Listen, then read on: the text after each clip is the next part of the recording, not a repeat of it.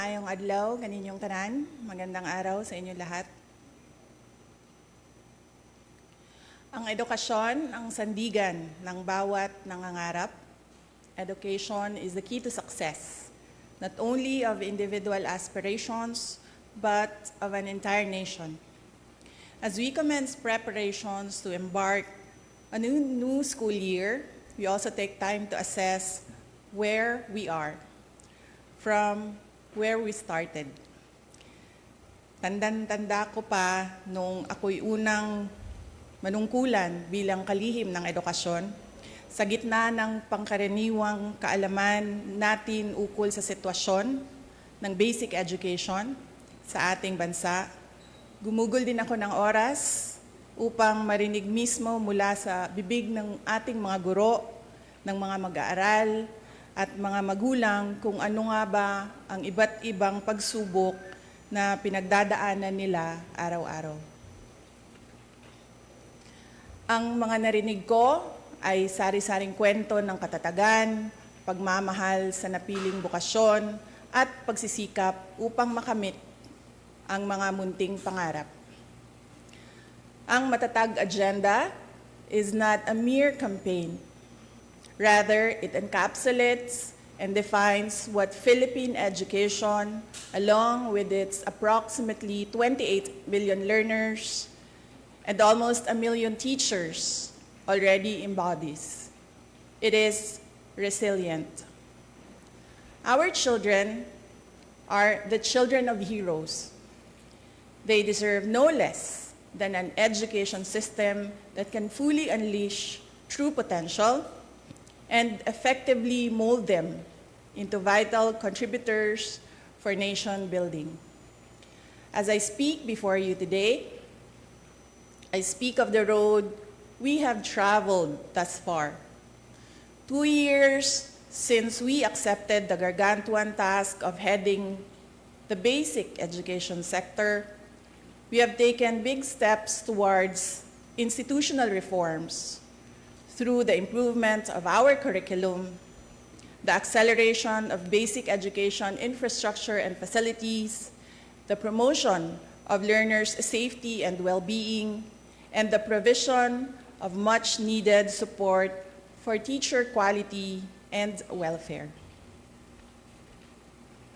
In the last 24 months, DepEd has launched a new curriculum for kindergarten to grade 10.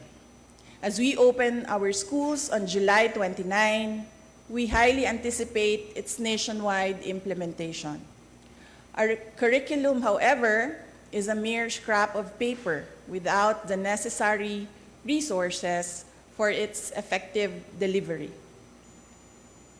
In order to provide resources such as textbooks, supplemental reading materials, as well as learning tools and equipment, we took strides to improve the procurement process within the department.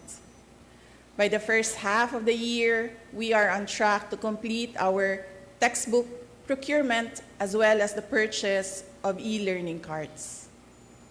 The fact of fiscal restrictions and inadequate resources is known to all. Therefore, DepEd has had to innovate in the provision of basic education facilities.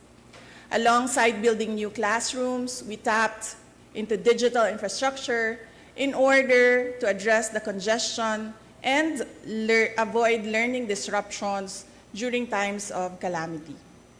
Today, an additional 2,000 last-mile schools have been given internet connections through satellites, while 305 schools have been connected through fiber internet. By the end of 2025, we aim for all schools to be connected. With the emergence of technology and social media, our learners also face new and emerging challenges. Hindi biro ang maging mag-aaral sa panahong ito. In order to provide a safe and conducive learning environment for our learners, we have launched a centralized reporting system through the Learners' Rights and Protection Office. By providing a hotline, we remind each learner that they are never alone. We continue to provide awareness and work with partner agencies to shield our learners and teachers from all forms of abuse, illegal drugs, terrorism, insurgency, and all forms of criminal activities. In our thrust to promote inclusivity, we continue to strengthen the alternative learning system and our special needs education. No child should be left behind. Teachers are truly the cornerstone of any education system. We have worked tirelessly to address your concerns through the National Educators Academy. We have provided avenues for teacher training and professional development. We have provided personal accident insurance to assist our teachers when they need it most. We have removed all administrative tasks to unburden our teachers, to bring them back to the classroom, and to allow them to focus on teaching. We have also given our teachers their much needed rest, a 30-day, no mandatory or voluntary tasks break, which they are currently enjoying as we speak. I did not do this alone, nor do I claim to have done so. I would like to take this moment to express my profound gratitude to those who took part in this journey. To our partner agencies in the national government, thank you for your commitment towards a whole-of-government approach for basic education. To our local government units, thank you for keeping education and the youth as priority projects year in and year out. To our private sector partners, whether foreign or domestic, thank you for your resolve as education champions. To my DepEd family, Execom, Mancom, Central, Regional, Division, and school officials, teachers, and non-teaching personnel, thank you for your unwavering support, hard work, and dedication to serve the Filipino people. Mabuhay kayo.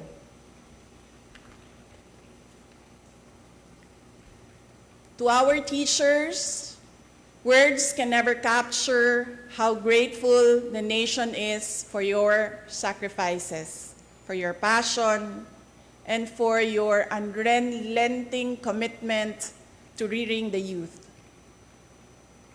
Salamat sa suporta, salamat sa pagiging matatag. The nation will forever be in your debts. Sa 2 taon nating pagsasama, ang kwentong nabuo natin ay kwento ng kapit-bisig na pagtaguyod sa adhikaing maitatag ang isang bansang makabata at batang makabansa. Ngunit anumang kwento, kahit gaano kaganda, ay sadyang nagtatapos rin.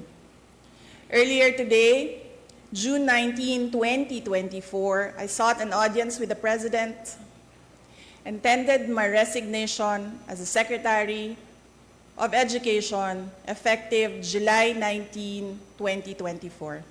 I have given my 30-day notice to ensure the proper and orderly transition for the benefit of the next Secretary. Mga kababayan, ang aking pagbibitiw ay hindi lulan ng kahinaan, kundi dala ng tunay na malasakit para sa ating mga guro at kabataang Pilipino. Bagamat hindi ako magpapatuloy na mamamahala sa kagawaran, patuloy pa rin nating itataguyod ang kalidad ng edukasyon na nararapat para sa Pilipino. Hindi man ako ang tumatayong kalihim ng edukasyon, mananatili akong isang ina na nagmamatyag at titindig para sa kapakanan ng bawat guro at bawat mag-aaral sa Pilipinas. para sa isang matatag na Pilipinas. Mga kababayan, lahat ng ating ginagawa ay para sa Diyos, sa bayan, at bawat pamilyang Pilipino. Syukuran.